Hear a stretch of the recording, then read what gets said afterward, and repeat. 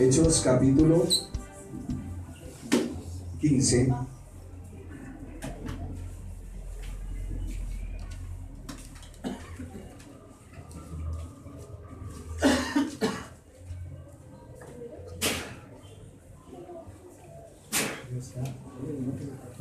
Versículo 30 en adelante vamos a leerlo para seguir nuestro estudio. Vemos terminando todo el capítulo 15, los versículos que faltan, y luego leemos otros del capítulo 16. Dice el versículo 30: así pues, los que fueron enviados descendieron a Antioquía y reunieron a la congregación, entregaron la carta. Habiendo leído la cual, se regocijaron por la consolación. Y Judas y Silas, como ellos también eran profetas, consolaron y confirmaron a los hermanos con abundancia de palabras. Y pasando algún tiempo allí, fueron despedidos en paz por los hermanos para volver a aquellos que los habían enviado. Mas Silas le pareció bien quedarse allí, y Pablo y Bernabé continuaron en Antioquía, enseñando la palabra del Señor y anunciando el evangelio con otros muchos. Después de algunos días, Pablo dijo a Bernabé: volvamos a visitar a los hermanos en todas las ciudades en que hemos anunciado la palabra del Señor para ver cómo están. Y Bernabé quería que llevasen consigo a Juan Marcos, o a Juan, el que tenía por sobrenombre Marcos. Pero a Pablo no le parecía bien llevar consigo al que se había apartado de ellos desde Panfilia y no había ido con ellos a la obra. Y hubo tal desacuerdo entre ellos que se separaron el uno del otro. Bernabé, tomando a Marcos, navegó a Chipre, y Pablo, escogiendo a Silas, salió encomendado por los hermanos a la gracia del Señor. Y pasó por Siria y Cilicia, confirmando las iglesias. Después llegó a Derbe y a Listra. Y aquí había allí cierto discípulo llamado Timoteo, hijo de una mujer judía creyente, pero de padre griego. Y daban buen testimonio de él los hermanos que estaban en Listra y en Iconio. Hizo Pablo que éste fuese con él, y tomándole le circuncidó por causa de los judíos que había en aquellos lugares, porque todos sabían que su padre era griego. Tomen asiento, mis hermanos.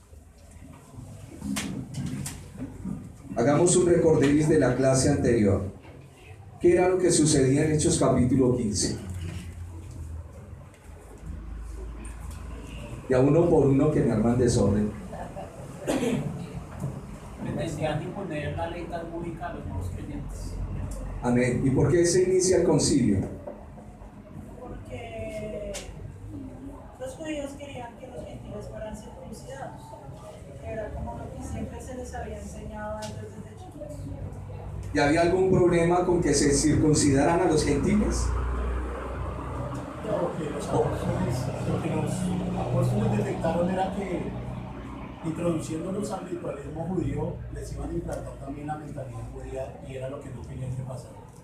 Correcto, pero el que aquellos judíos conocedores del Mesías querían con los gentiles, ¿era malo? ¿Por qué no era malo?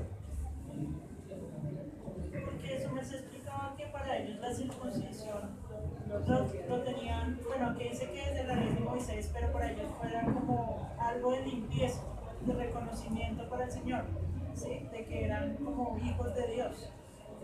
Es un ritual de pureza, por lo tanto no había problema. Pero como detrás de esa premisa había, valga la redundancia, ese judaísmo talmúdico que querían obligar a los gentiles a guardar toda la ley, entonces dicen que no. Y ahí es donde se habla del tabernáculo caído de David, que viene a ser restaurado por el Señor. Amén. Aquí entonces seguimos en nuestro estudio.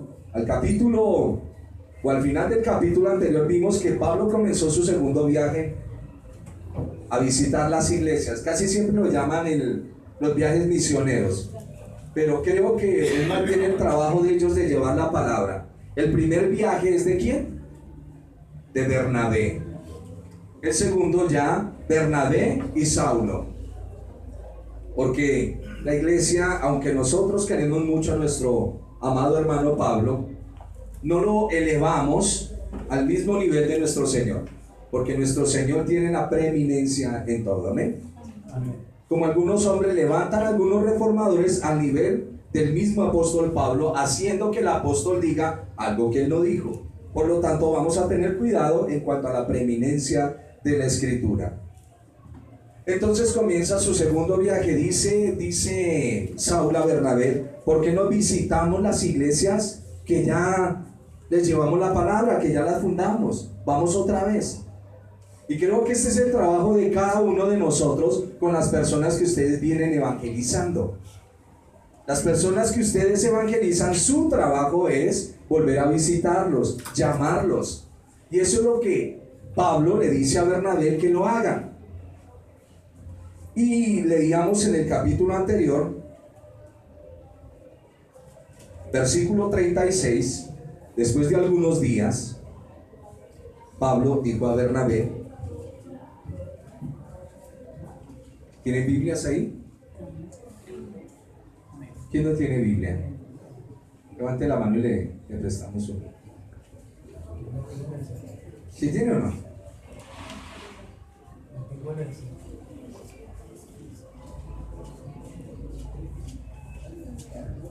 Después de algunos días, Pablo dijo a Bernabé: volvamos a visitar a los hermanos en todas las ciudades en que hemos anunciado la palabra del Señor para ver cómo están. Y comienza su viaje. Hay una discusión entre ellos porque Juan Marcos, ¿recuerdan? Cuando fueron al primer viaje, Juan Marcos se devolvió.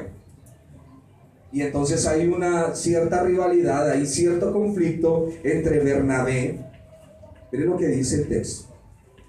Y Bernabé quería que llevasen consigo a Juan, el que tenía por sobrenombre Marcos, pero a Pablo no le pareció bien llevar consigo al que se había apartado de ellos desde Panfilia y no había ido con ellos a la obra. Y hubo tal desacuerdo entre ellos que se separaron el uno del otro. Y Pablo coge la región de Siria y Cilicia, confirmando las iglesias que ya habían sido establecidas. Esto fue aproximadamente 2 años después del primer viaje que había hecho con Bernabé. Pero en esta ocasión, Pablo iba a ser acompañado ¿de quién? Según lo que leímos, de Silas. Silas,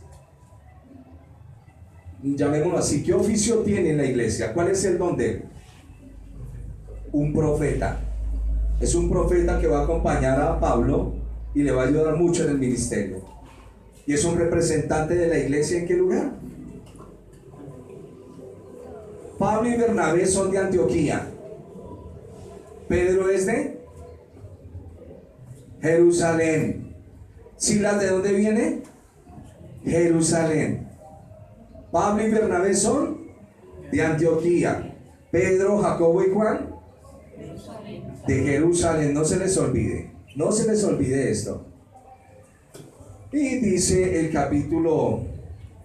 el versículo 1 del capítulo 16: después llegó a Derbe y a Listra. ¿Recuerdan cuáles fueron los regalos que le dieron a Pablo en Listra?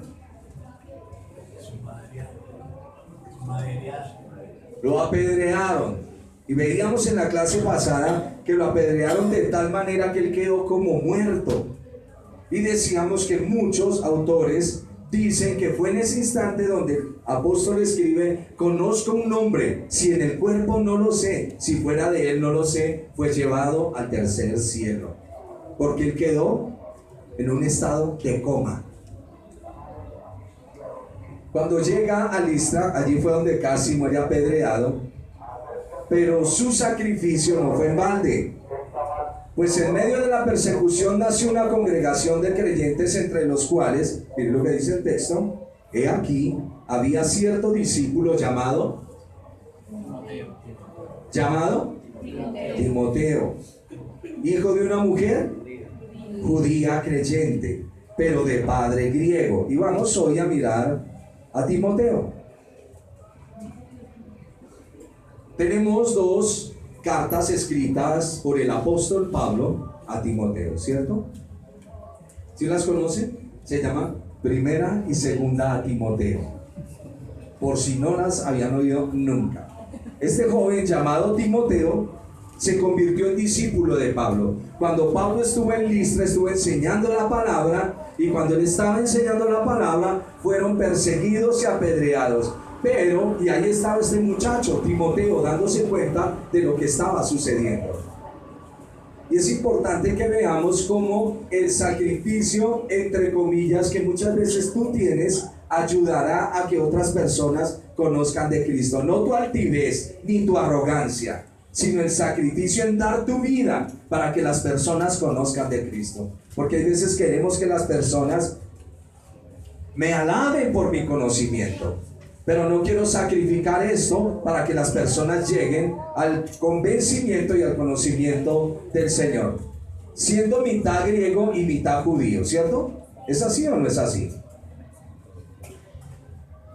Por favor, alguien que me lea el versículo 1. Después llegó a Derbe y a Listra, y he aquí había allí cierto discípulo llamado Timoteo, hijo de una mujer judía creyente, pero de padre griego. O sea que es mitad griego y mitad judío, parecido al apóstol Pablo. El apóstol Pablo es 100% judío, pero también tiene nacionalidad griega.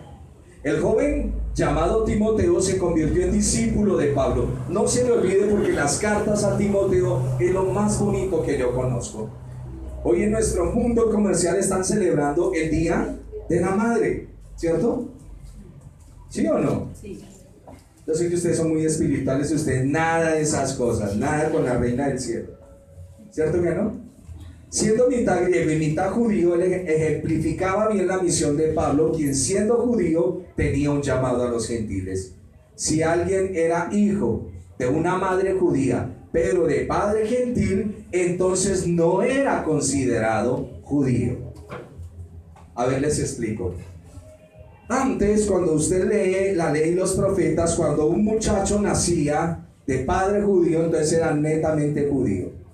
Luego cambiaron las circunstancias. Por allá en el libro de Esdras nos estaban leyendo eso, que nos separaron, y de esa época para acá, que el señor Esdras es el que compone lo que conocemos como el Antiguo Testamento, y él es el que incluye los libros. Esto es un dato histórico. Él es el que incluye los libros. En la época en que Esdras hace el canon bíblico, no está el libro de Esther. Por lo tanto, el libro de Esther no está en el canon del Antiguo Testamento. Fue después que metieron el libro de Esther. Pero sigamos. Esdras es el que entabla este libro, el que hace el Antiguo Testamento. En la costumbre judía, si el niño era de padre judío, automáticamente era judío. Luego cambió esa circunstancia. Ahora ya no es así. Si el niño es de madre judía, ahora sí es judío. Pero como el padre es griego, vamos a ver ahorita un problema que se nos presenta, porque tenemos un muchacho que no está circuncidado. ¿Qué leímos en el capítulo anterior? Que no hay necesidad de circuncidar. ¿Y qué leemos en este capítulo? Que Pablo va a circuncidar a Timoteo. Parece que hay una contradicción bíblica, y es lo que vamos a ver en esta mañana. Si alguien era de hijo de madre judía, pero de padre gentil, entonces no era considerado judío. Pablo le pidió que se circuncidara físicamente. Miren lo que dice el versículo 2, que los hermanos daban buen testimonio de él, los hermanos que estaban en Listra y en Iconio. Versículo 13, estoy en Hechos 16. Hágame un favor, porque en el capítulo siguiente usted va a ver que los de Berea leían la Biblia para ver si era verdad lo que se les estaba predicando o no. Por lo tanto, fije sus ojos en la Biblia y ponga cuidado a lo que estamos hablando. Quiso Pablo que éste fuese con él, y tomándole, le circuncidó por causa de los judíos. Pero ¿qué haces, Pablo? ¿Por qué lo circuncidas? Si en el capítulo anterior, en el concilio, dijimos que ya no hay necesidad de circuncisión. ¿Qué está pasando? Dice, a causa de los judíos que había en aquellos lugares, porque todos sabían que su padre era griego. ¿Por qué lo circuncida? Pablo le pidió que se circuncidara físicamente, no por cuestión de salvación. Era para que no pusiera tropiezo a los judíos, o mejor, para que no le pusiesen traba a los judíos en su predicación, pues Timoteo tenía que, cuando usted entrega la vida al Señor, usted está circuncidado de corazón. ¿Estamos? ¿Lo sabían o no lo sabían? Esto parece una buena nueva, y aunque es viejísima. Todo hombre que se circuncidaba en el tiempo antiguo, que cogían el prepucio y lo cortaban, le estaban diciendo a ese niño cuando creciera que él había sido apartado para el Señor, que era de un pueblo totalmente aparte de los demás. Y a ese pueblo judío se le enseñó que esa circuncisión externa hablaba de la circuncisión interna del corazón, por lo cual no podían anhelar lo que habían en las otras naciones. Eso representa la circuncisión. ¿Lo entendieron o vuelvo y lo explico? Levanten la mano los que lo entendieron. Los que Uno. lo entienden. Los que lo entendieron. Que era circuncidado de corazón y no de... Toda persona que acepta al Señor en su corazón, se habla en la Escritura que su corazón ha sido desprendido del mundo y ahora le pertenece a Dios. Esa es la circuncisión del corazón. Pero resulta que tenemos un muchacho nacido de madre judía, pero de padre griego y no ha sido circuncidado. Y Pablo le dice, mira a Timoteo, yo quiero que me acompañes en mi trabajo, pero como tú vas a entrar conmigo a las sinagogas y como tú no estás circuncidado, estos caballeritos son un problema. Así es que vamos a circuncidarte. Y como el que circuncida, o mejor, el que manda a circuncidar es el padre, y como el padre de Timoteo es griego, a él no le interesa circuncidar a Timoteo, porque es griego. La mamá es judía y la abuela también. Por favor, habla Timoteo. Segunda Timoteo, capítulo 1, versículo 5.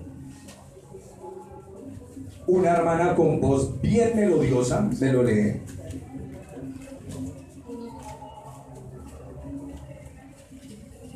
Trayendo a la memoria la fe no fingida que hay en ti, la cual Léelo desde el 4.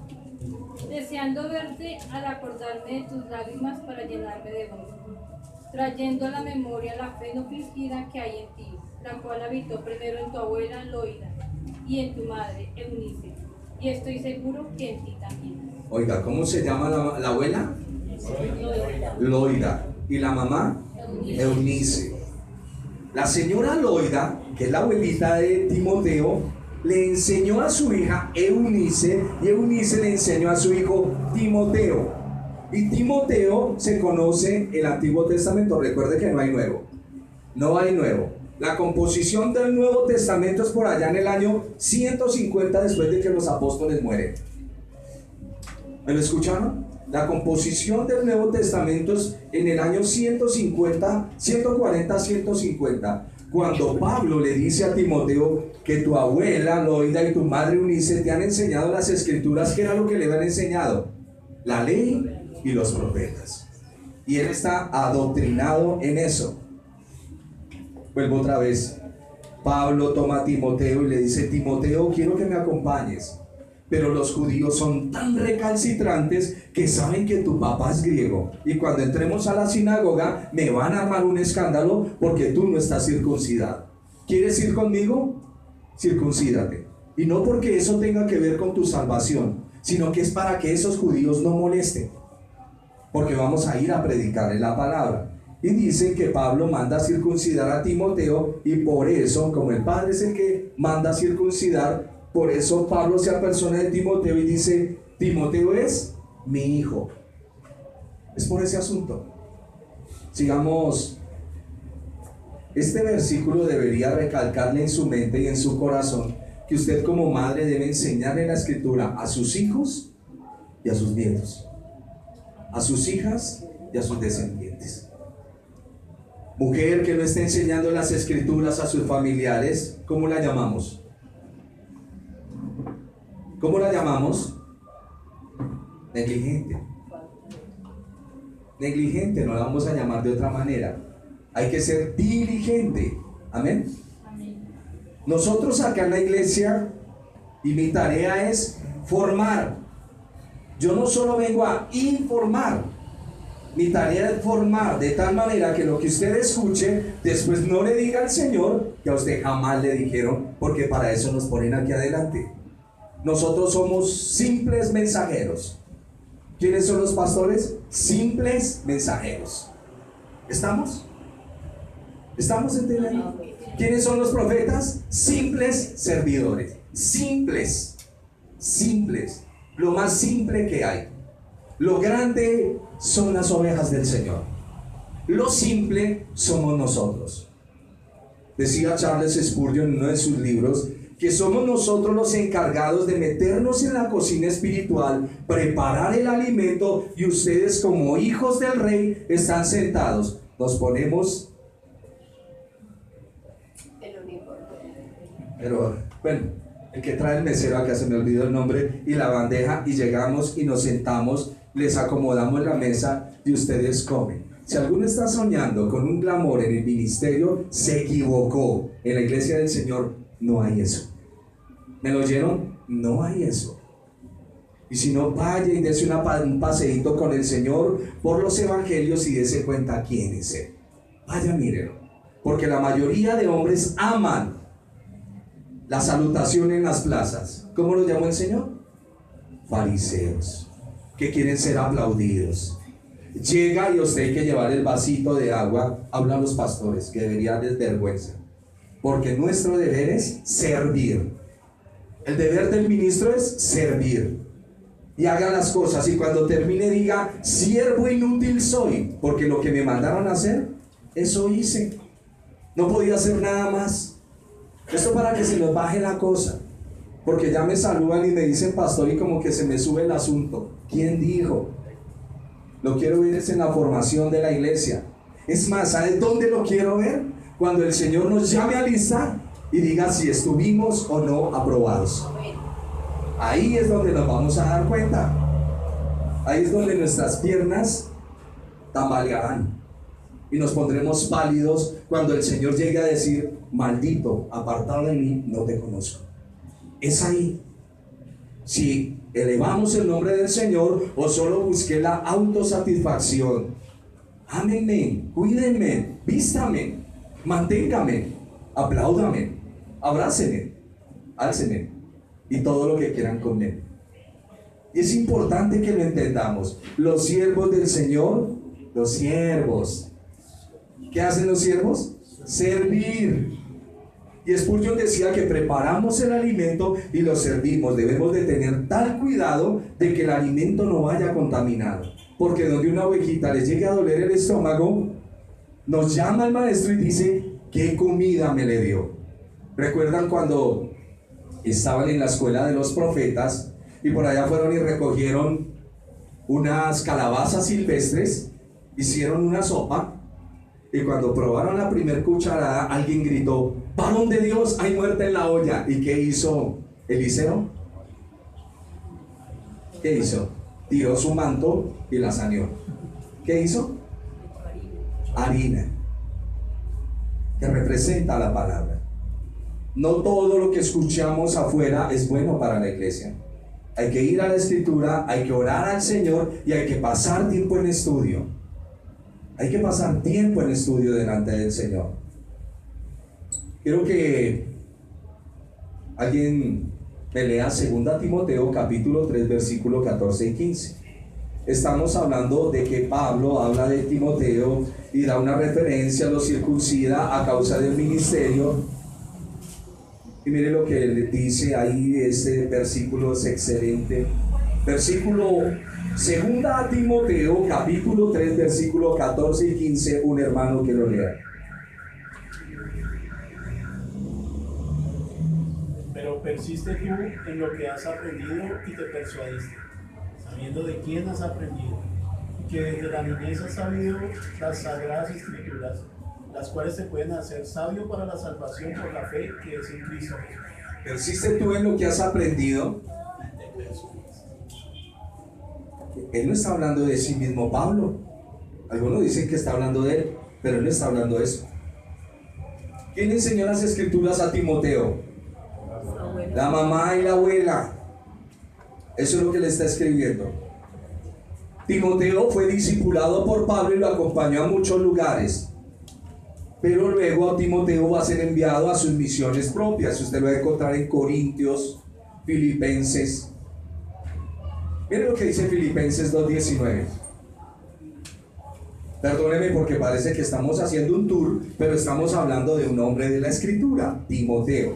Y este Timoteo es un joven, es un muchacho.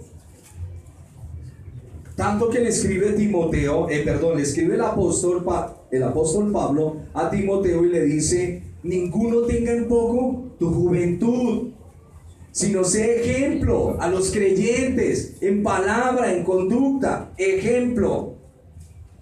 No se imponga. ¿Qué dice Filipenses 2:19? Espero en el Señor Jesús enviaros pronto a Timoteo, para que yo también esté de buen ánimo al saber de vuestro estado. Amén. Le estaba diciendo lo del hijo, era otra parte, pero quería que miráramos esto. Tal vez parezca extraño que en el capítulo anterior Pablo esté diciendo que no es necesario circuncidarse, y en el siguiente pida de nuevo a su discípulo que lo haga. Conforme a lo que les acabo de decir, ¿hay alguna contradicción en esto? ¿Por qué no? Que no era para salvación, no era para que el Señor, porque el Espíritu de Dios ya había estado sobre ellos. Voy a ponerles un ejemplo, mejor una pregunta. Si la mamá de Timoteo es griega y el papá es griego y Timoteo lo va a acompañar, ¿es necesario que se circuncide?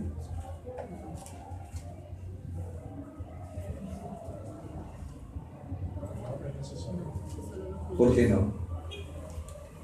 Porque ya el evangelio de los gentiles no traen esa enseñanza bíblica. Correcto. Pero como tiene madre judía y es denominado judío y lo van a presentar como judío, es necesario que sea circuncidado para que él pueda entrar a los judíos, porque él es útil para los gentiles. Y les decía, como sucede en muchas iglesias, hay veces peleamos que el creyente, ayer hablaba con un hermano, no, sí, es que la circuncisión, y que le dije: hermano, usted es de una iglesia bautista y todos los bautistas son recalcitrantes en el bautismo en el agua. Y si yo me paro y le digo a su iglesia que no hay que bautizarse en agua, su iglesia no me tolera la doctrina y ustedes tampoco. Porque para nosotros es fácil desechar la circuncisión del judío, pero nosotros todavía seguimos abrigando esa doctrina bautista. Y tomamos Romanos capítulo 6 para decir que el que se bautiza ha muerto en el agua y que cuando sale del agua vuelve y vive en el Señor. Ojo, no les estoy dañando la fe, solo estoy haciendo puntos de comparación. Pero Romanos capítulo 6 jamás me habla de agua. Jamás. Tomo esos textos para tratar de solidificar mi argumento doctrinal. Pero Romanos capítulo 6 jamás me habla de agua. Dice que con Cristo fuimos muertos y fuimos resucitados. ¿Hay algún problema con que un hermano se bautice? No. ¿Y hay algún problema con que algún hermano se circuncide? Tampoco. Eso es tener una mente tranquila en la Escritura. Si los gentiles, cuando se convertían al Señor, se querían circuncidar, es asunto de ellos. Eso no tiene nada que ver con la salvación. Pero en este caso del trabajo de Timoteo, ¿sí ve el problema de nosotros? Dice el doctor Sproul que tenemos la maña o la tendencia a bañar el niño y botar el agua junto con el niño. Porque nosotros somos cuadriculados y la Escritura no nos manda eso. La Escritura nos manda a analizarla, a razonar con lo que el texto dice, a pensar. Tal vez parezca extraño que en el capítulo anterior, y antes de avanzar, ¿lo entendimos o no? ¿Hay algún problema con el bautismo en agua? No. ¿Hay algún problema con que algún hermano se quiera circuncidar? No. ¿El bautismo salva? No. ¿La circuncisión limpia o salva? No. ¿Me están entendiendo? Porque es que nos vamos al otro lado. No, la circuncisión no. Volvemos otra vez a la misma lucha. ¿Somos salvos por qué? Por la fe. Por la gracia de Dios, y esto por medio de la fe, y esto no de vosotros, pues es don de Dios, para que ninguno se gloríe. Entonces, ¿por qué mandamos a los creyentes a bautizarse? Porque hay un mandato del Señor que representa el bautismo. ¿O por qué nos bautizamos? Por eso tenemos claridad en todos estos aspectos. Yo no peleo con un creyente que se circuncidó, no tengo ningún problema. No tengo ningún problema. Hay que tener la mente tranquila y no entrar a contiendas doctrinales.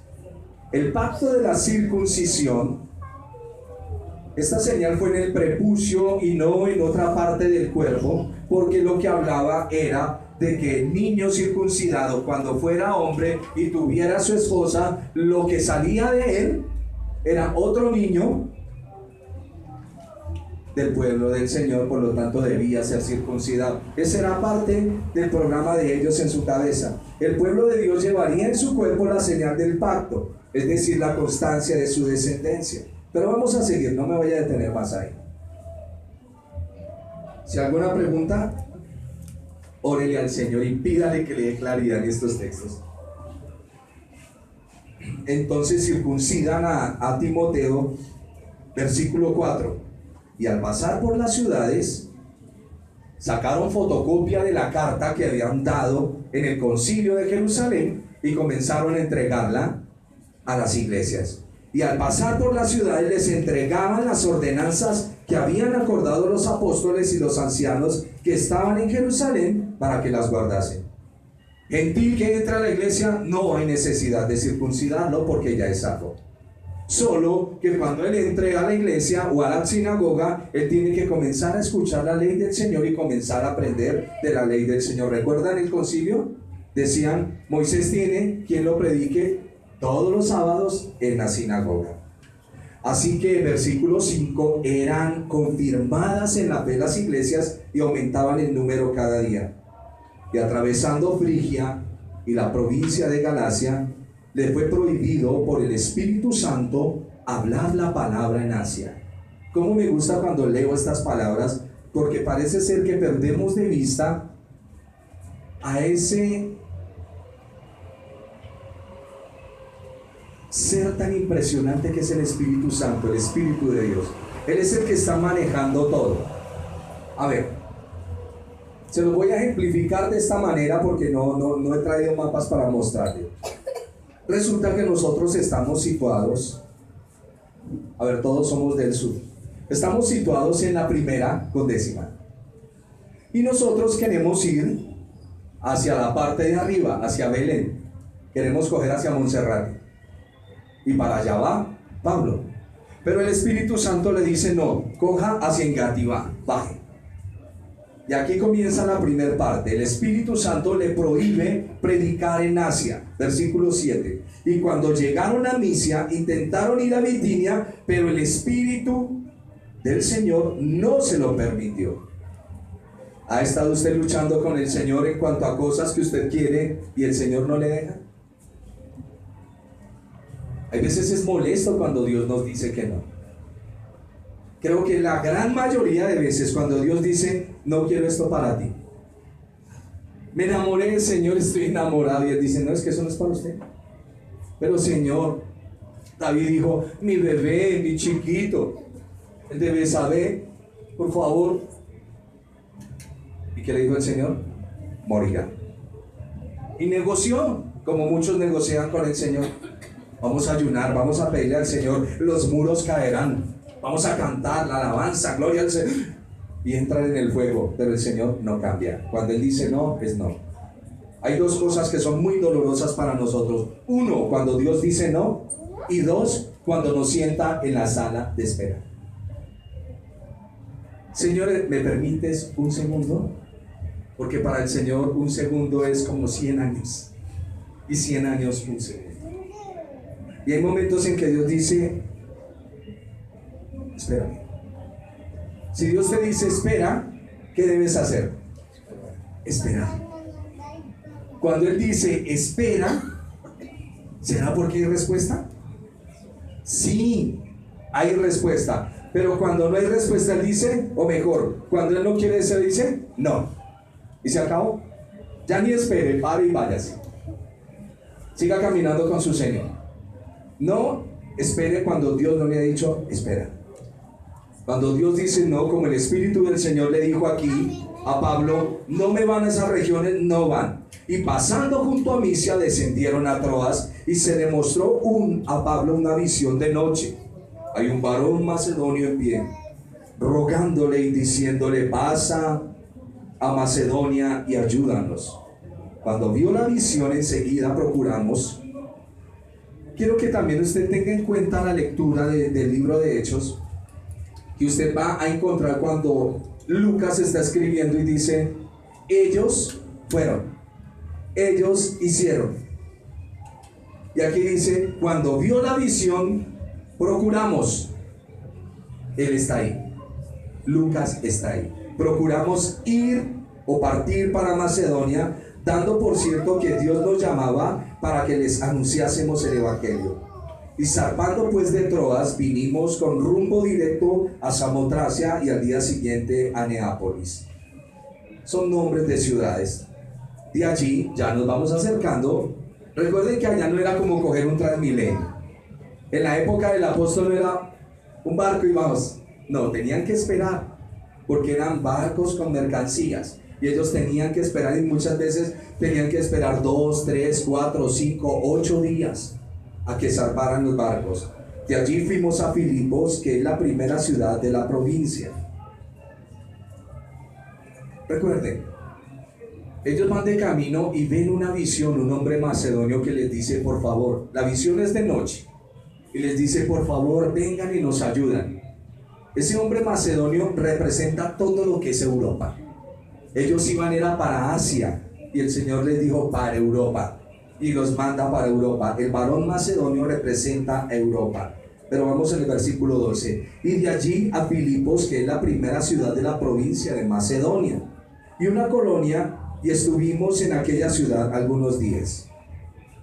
Y vuelve otra vez. ¿Qué pasa los días de reposo? Ya que usted conoce a Saulo, ¿qué hace Saulo los días de reposo? Va para la sinagoga. ¿Por qué el apóstol es tan insistente? Se ama el pueblo. Porque él ama a su pueblo judío. Y él corre para la sinagoga siempre que pueda. Él llega a la sinagoga. ¿Recuerdan? Están los judíos, siguen los proselitos. ¿Y quiénes están en la puerta? Los temerosos de Dios. Los temerosos de Dios son los que están allá entre que sí y que no. Pero ellos quieren escuchar entre que sí y que no. Esos son los temerosos de Dios. Y dice el versículo 11 que pasó por Samotracia, llega a Filipo, predicaron a un grupo, vamos a ver, y un día de reposo salimos fuera de la puerta, junto al río, donde solía hacerse la oración, y sentándonos hablamos, ¿a quiénes? A las mujeres que se habían reunido. Solo en la sinagoga judía ve usted hombres, pero ahora entre los gentiles, ¿quiénes son los que más llenan las iglesias? Las mujeres. Y aquí están un grupo de mujeres. Ya les voy a explicar algo. Para formar una sinagoga o para que hubiera culto sinagogal, se necesitaban 10 hombres. Digo, no puedo abrir toda la mano porque se me cae el micrófono. Que Irán está más de matemáticas. Bueno, eso está mejor, mi hermano. Se necesitaban 10 hombres. Eso es conocido en el hebreo como el minyan o minyan. Pero resulta que como no hay hombres, las mujeres salían y se sentaban a la orilla del río. Esto se lo dejo de tarea para que usted vaya y lo investigue. ¿Por qué cree que ellos se sentaban a las orillas de los ríos? Y allá tenían sus cultos de oración. Y allá estudiaban la palabra. Aquí les doy una pauta. Parece ser que cuando fueron cautivos, Ellos se acercaban a los ríos de Babilonia y añoraban la presencia del Señor. Eso está en un salmo. Pero quiero que lo estudie para que usted también se meta en la escritura. Eso tan fundamental que es para el judío el agua. Y allá están. Porque la escritura no repara en detalles. Están junto al río, donde solía hacerse la oración, y sentándonos hablamos a las mujeres que se habían reunido. Entonces una mujer llamada Lidia, vendedora de púrpura de la ciudad de Tiatira, que adoraba a Dios, estaba oyendo, y el Señor, parece una contradicción, le abrió el corazón de ella para que estuviese atenta a lo que Pablo decía. Aquí tenemos a Lidia. Lidia es de la ciudad de Tiatira. Para que no se le olvide, en el mensaje a las 7 iglesias hay una iglesia que se llama Tiatira. Y aquí usted puede enlazar para que haga sus estudios. Lidia es de Tiatira, y esta región era bien conocida por su experiencia en la púrpura fina. La cuestión en este arte fue la creación del tinte púrpura. No lo olviden. Los datos que les doy no es porque yo quiera impresionarlos. No. Lo que quiero es que usted vaya y estudie el mensaje a la iglesia de Tiatira. Me dijeron que la iglesia de Tiatira lo que tiene que ver es con lo púrpura, y ahí me meto en mi estudio de Apocalipsis. Para eso es que les doy estos datos. Y si no, pasaría por alto y les digo, no, y la mujer estuvo contenta, se convirtió, hermanos, ¿cómo les parece? Y ustedes ven, uy, hermano, qué alegría que se convirtió. Pero no es eso. El punto es que si la escritura me arreja, mira, hay veces se está escribiendo los autores de los evangelios y dice, y el Señor sentándose, abrió su boca. Oiga, qué lujo de detalles. Él está pendiente de que el Señor se sienta, abre su boca y les enseñó diciendo. Hay otro que dice, y el Señor se paró, escupió en el piso, hizo lodo, lo frotó en los ojos. Esos detalles que están en la escritura usted nunca los puede perder de vista.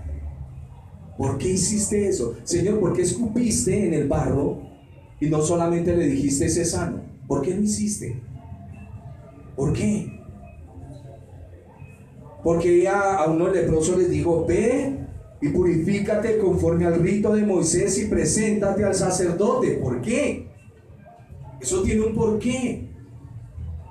Todo en la Biblia tiene un porqué, no lo pase por alto. Cuando usted dice yo no entiendo, es porque usted no pone sus 5 sentidos en eso. Siempre lo hemos dicho. Oiga, hay veces hablo con los hermanos y las hermanas dicen, no, yo la Biblia a mí se me olvida. Pero si le cuentan un chisme, ¿por qué no? Ay, eso no se le olvida nunca. Siempre es así. Igual, siempre digamos, eso es para que mire el corazón. Cuando usted va al supermercado con un billete de 10,000, ese billete no es nada. Pero cuando usted va a la iglesia y lo va a dar, usted lo ve más grande que la capilla. ¿Por qué? Porque ese es nuestro corazón. Ese es nuestro corazón. Y al punto donde voy es, el Señor lo dijo, donde está tu corazón, o mejor, donde está tu tesoro, allá estará tu corazón. Donde está lo que tú amas, allá estará tu corazón. Amas a Dios, tu corazón estará en la Biblia. Tu corazón estará pendiente de lo que Él habla. Si amas al Señor. Y aquí tenemos al Espíritu del Señor, obrando, hablando. Esto no es especulaciones, como algunos vienen a decir. El Espíritu Santo hoy en día, perdóneme mi Señor, no habla, no se mueve, no hace milagros. Qué ridículos. Vaya, más bien le hace un cuento de Condorito y me cuenta el chiste. Pero cuando hablemos de Dios, Dios habla. Dios es el mismo ayer, hoy y por los siglos. Oía por ahí una contienda de que las lenguas, yo no sé qué nos pasa. ¿Usted ha leído 1 Corintios capítulo 14 de las lenguas espirituales? Que es muy diferente a la manifestación de las lenguas en hechos en la fiesta de Shavuot. Pero entramos en unos conflictos, porque ya me aprendí un versículo. Pero me lo aprendí, no lo he aplicado. Quiero aplicárselo a los demás. Y ahí es donde está nuestro problema. A la Biblia debemos acercarnos con corazones humildes. Y entre mayor conocimiento, más debemos bajar la cabeza. Más debemos bajar la cabeza. Les decía, Lidia era de Tiatira y esta región era bien conocida por su experiencia en la púrpura fina. La cuestión de este arte fue la creación del tinte púrpura. Y fue la primera mujer convertida en Europa. Podríamos especular de que la visión del hombre macedonio era Lidia, pero de ahí para allá sigue. Con Lidia se va a formar una comunidad y ahí están las mujeres. Las mujeres juegan un papel importantísimo en la iglesia del Señor. Importante. Como dice el apóstol Pablo, la mujer no es sin el varón, ni el varón es sin la mujer. Pero hay veces otro puntico. Nos enfrascamos, nos enredamos. Preferimos ver mujeres muertas en la iglesia, frías. Decía una vez alguien, prefiero una fría en el mundo que una paleta en la iglesia. Hablando de las mujeres. Y a las mujeres hay que mantenerlas en el fuego del Señor. Vuelvo otra vez. ¿Quién enseñó la escritura a Timoteo? ¿Quiénes son? 2 mujeres. Ellas fueron enseñadas. Hay corrientes que nosotros tomamos que no son bíblicas. No son bíblicas. Y hay que ser bíblicos porque Dios solo respalda su palabra. O sea, hermano, que hay pastoras en la iglesia. ¿Ustedes qué dicen? No. Ahora, yo le acepto que puede haber una pastora en la iglesia mientras tenemos un poco de pusilánimes llamados hombres que no quieren estudiar. Bienvenidas las pastoras. ¿Me están entendiendo? Pusilánimes hombres que no estudian y no se comprometen. Ahí sí que vengan todas. Pero cuando el hombre está llamado, porque es el hombre la cabeza, el hombre pone su semilla en la mujer. ¿Y la mujer qué es lo que hace? Se fecunda la semilla y ella da luz el bebé. Es importante entender esto en la escritura, porque si no lo entendemos vamos a tener problemas. En el ministerio, rescatando almas perdidas, nuestras mujeres son valiosas. En la escritura las mujeres son valiosas. ¿Estamos entendiendo? Son importantes dentro del reino. Y aquí tenemos a Lidia. Lidia debe haber sido cabeza de su hogar, como se nos dice en el versículo 15. ¿Por qué? Porque el Señor abre su oído, ella está atenta, recibe la palabra, y el versículo 15 dice: y cuando fue bautizada y su familia, ya vamos a mirar eso, nos rogó diciendo: si habéis juzgado que yo sea fiel al Señor, entrad a mi casa y posad. Y nos obligó a quedarnos. Les estaba diciendo que Lidia es cabeza de familia. Cualquiera que sea la religión del jefe de la casa, hace que todos automáticamente la tomen. ¿Ha oído usted? Y aunque no lo quiera creer, dice el señor de la casa: aquí somos católicos, apostólicos y romanos. ¿Y qué dicen los chiquitos? Igual. ¿Y qué dice la tía? También, si vive en la casa. Cuando esa cabeza de familia, llamémoslo en este momento, la cabeza de la familia es el hombre. Pero si el hombre murió, yo no sé si Lidia era viuda, separada, no sé. Pero lo que sí sé es que cuando ella se bautiza y dice que todos los de su casa se bautizaron, lo que está diciendo es: Lidia implanta la doctrina en su casa para que los demás la sigan. Lo mismo lo van a entender con el carcelero más adelante. Lidia es la que trae la doctrina a la casa y todos tienen que aprender la escritura. Y si no, pregúntele a Loida y pregúntele a Eunice. Cuando la palabra llega a su casa, si usted es mujer que está solita, usted lleva el evangelio a su casa. Y los hombres llevan el evangelio a su casa. Cuando en esa época un hombre o una mujer se convertía, por eso dice que todos los de su casa eran bautizados. Todos entran bajo esa cobertura. ¿Me lo están comprendiendo? ¿Cómo me consuela un amén así sea chiquito? Gracias, mis hermanas, gracias, me hacen sentir muy bien. Mi hermano, Sigamos. y si en el caso también, digamos, aquí habla de una mujer madre, lo pone también su merced como un hombre padre, pero si es un hijo, digamos, el que lleva el evangelio, ¿puede convertirse en la cabeza? Hablando de nuestra cultura occidental, porque en la cultura oriental, tan pronto la cabeza tomaba una decisión de fe, toda la casa tenía que seguirla. Era parte cultural. Cualquiera que sea la religión del jefe de familia, suscribe a todos. El resto de la familia sigue automáticamente la doctrina y estaban obligados a seguir lo mismo. La religión que la cabeza de familia adopta automáticamente se convierte en religión del hogar. ¿Estamos? La cabeza en la casa ordena. En una casa, en un hogar, la cabeza, esto me lo explicó un anciano hace muchos años, hermoso anciano. Me dijo, cuando en su casa usted manda y su mujer también, tenemos una persona con dos cabezas. Eso lo denominamos un monstruo anormal. La cabeza en la casa es el hombre, pero como cabeza tiene que saber gobernar y direccionar el cuerpo. La mujer está sujeta al marido a la medida que el marido vive sujeto a su esposa, al Señor, perdón. Bueno, otra vez. La mujer está sujeta al marido a la medida que la cabeza está sujeta al Señor. ¿Me están entendiendo el punto? La mujer no puede hacer cosas salidas de la Escritura. Ella se sujeta a la Escritura. El que tiene que llevar las riendas de la casa es el varón. En cuanto a la palabra, solo estoy tocando el punto hoy. Él es el que tiene que enseñar a su esposa, él es el que tiene que enseñar a sus hijos. ¿Ha visto casos en que, papi, ¿puedo salir? Pregúntele a ella. Wow, excelente. Lo mejor es, amor, ¿lo dejamos o la dejamos salir? Eso es cabeza. Eso es cabeza. Es un diálogo. Pregúntele a ella. Pues vaya. ¿Y para qué la dejó ir? Qué hermosura. La Biblia nos da instrucciones y tenemos que aprender a llevarlas. Amén.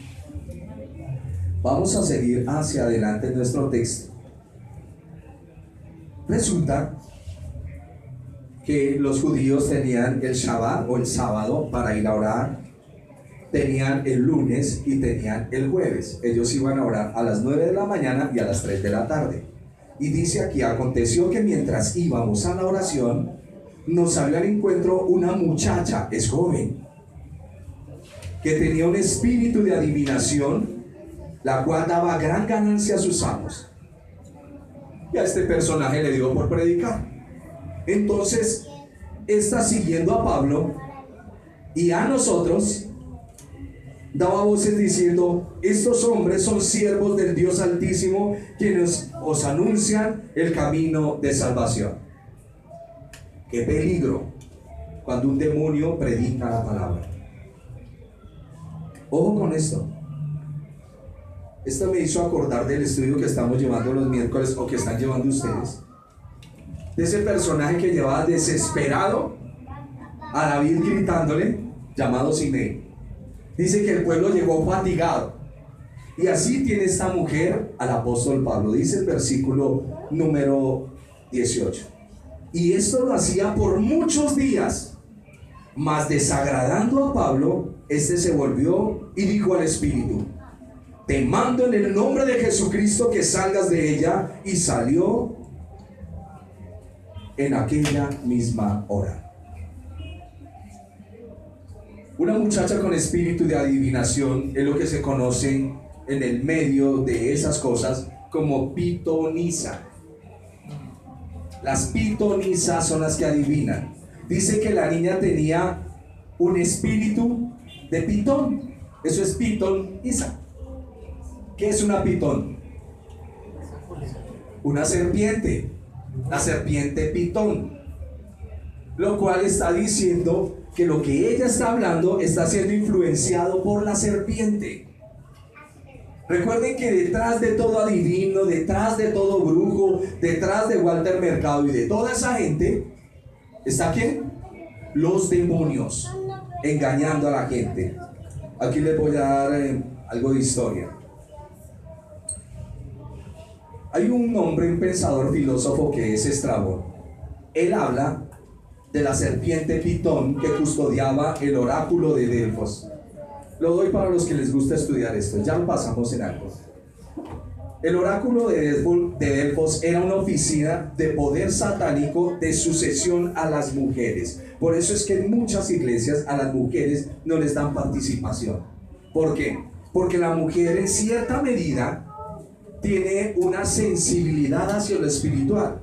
Por eso hay que comprobar si lo que viste o no viste era de Dios. Hay que comprobarlo. Porque la primera que entabla el diálogo con el enemigo es Eva, ella es sensible. La mujer es sensible. Nosotros somos un poco más fuertes, pero le está hablando del santuario de Delfos. Y esta chica, usted me dirá, pero ¿para qué me cuenta eso? Porque es que aquí tenemos un problema entre la pitonisa de Delfos y el hombre enviado de Dios. Y ese demonio va caminando al lado de Pablo diciendo estamos a la misma altura y en la misma jerarquía. Ese es el problema con esta chica. Y ella hable y hable y hable y diga, no ha dicho nada incorrecto. Hijos del Dios Altísimo, ella sabe mucho. Pero aquí vienen los hombres de Dios y aquí vienen las profetisas del templo de Delfos. Y como estamos en una comunidad griega, es necesario establecer quién es Dios. Y por eso es que Pablo manda al Espíritu que se vaya. Y ahí es donde se nota la autoridad de quién verdaderamente es Dios. ¿Están comprendiendo? De aquí en adelante usted va a ver que cuando el apóstol, aunque van a haber ciertos momentos, el apóstol Pablo cuando llega a ciertas ciudades y no hay sinagogas es porque son ya griegos. Aquí el problema que él se va a enfrentar ya no es con judíos, ya es con griegos, con gente helenizada. Pero recuerden, el que Pablo hubiera echado ese espíritu fuera, está hablando de poderes. ¿Me lo entendieron? Está hablando de poderes porque ellos creían en ese templo. Y Pablo viene a tumbar todo eso. Sigamos. Pero viendo sus amos que había salido la esperanza de su ganancia, ¿qué hay en el corazón de ellos? Se nos fue la esperanza de la ganancia. Prendieron a Pablo y a Silas y los trajeron al foro ante las autoridades. Oigan, y no cogieron a Lucas. ¿Y qué más está ahí? Timoteo. Cogen a Pablo y a Silas, porque estos dos personajes tienen pura pinta judíos. Ellos son judíos de pies a cabeza. Mientras que Timoteo y Lucas pasan por gentiles. Y cogen a Pablo y a Silas y los llevan ante las autoridades. Y presentándolos a los magistrados dijeron, estos hombres siendo judíos alborotan nuestra ciudad y enseñan costumbres que no es lícito recibir ni hacer, pues somos romanos. Mire la queja que ellos dan, es una mentira. Ellos están molestos porque sacaron ese espíritu de adivinación de ahí. Y se agolpó el pueblo contra ellos y los magistrados, y ya usted sabe la historia, los cogen, les pegan varazos, los meten a la cárcel. Ellos están en la cárcel amarrados, como le pasó a Pedro en Jerusalén. ¿Recuerdan? Sí. Los soldados. Pero ¿recuerdan lo que le pasó a Pedro? También está encarcelado. Parece ser que lo mismo que le pasó a Pedro le está sucediendo a Pablo. A medianoche, orando Pablo y Silas cantaban himnos a Dios y los presos los oían. Entonces sobrevino de repente un gran terremoto, de tal manera que los cimientos de la cárcel se sacudían. Y al instante se abrieron todas las puertas y las cadenas se soltaron. Mas Pablo clamó a gran... 27. Despertando el carcelero y viendo las puertas abiertas de la cárcel, sacó la espada y se iba a matar, pensando que los presos habían huido. Usted sabe que el carcelero tiene que pagar con vida el que se le vuelen los presos. Si se le vuelan los presos, paga con vida. Y el hombre, al ver la cárcel vacía, toma la espada y se va a asesinar. Pero aquí hay un juego de palabras que también quiero que usted estudie. Mas Pablo clamó a gran voz diciendo: no te hagas ningún mal, pues todos estamos acá. Acaban las palabras. Entonces él, pidiendo luz, primera palabra, se precipitó adentro, se supone que está adentro, y temblando se postró a los pies de Pablo y de Silas, y sacándole les dijo: señores, ¿qué he de hacer para ser salvo? Y no solo él está hablando de su condición de hombre en cuanto a las leyes, está hablando de su estado, pero primariamente está hablando de la circunstancia que le está rodeando a él, porque todos lo llevamos al plano espiritual. El terremoto hizo que el hombre le entregara la vida al Señor. No, él está pidiendo luz. Oriénteme, enséñeme, acláreme. Y sacándole les dijo: señores, ¿qué debo hacer para ser salvo? Ellos dijeron: cree en el Señor Jesucristo y serás salvo tú y tu casa.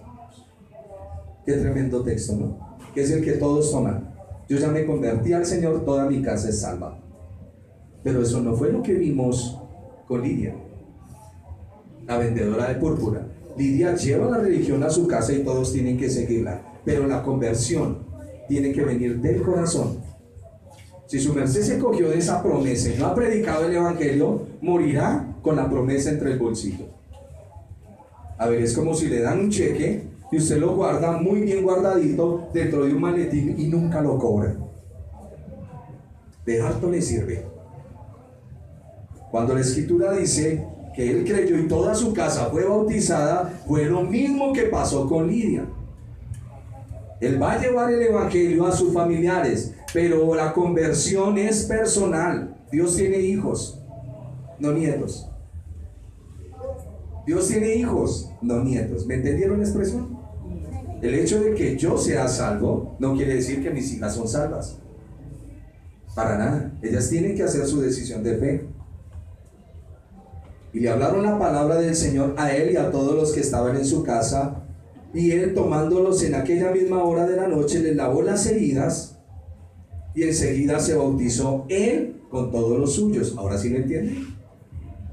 Porque él es la cabeza, entonces todos los de la casa tienen que obedecer. Y llevándolos a su casa, les puso mesa y se regocijó toda su casa de haber creído a Dios. Oiga el texto.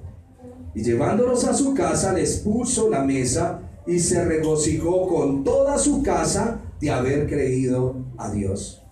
Cuando fue de día, los magistrados enviaron alguaciles, ya vamos a llegar, ya vamos a terminar, a decir: suelta a aquellos hombres. Y el carcelero hizo saber estas palabras a Pablo.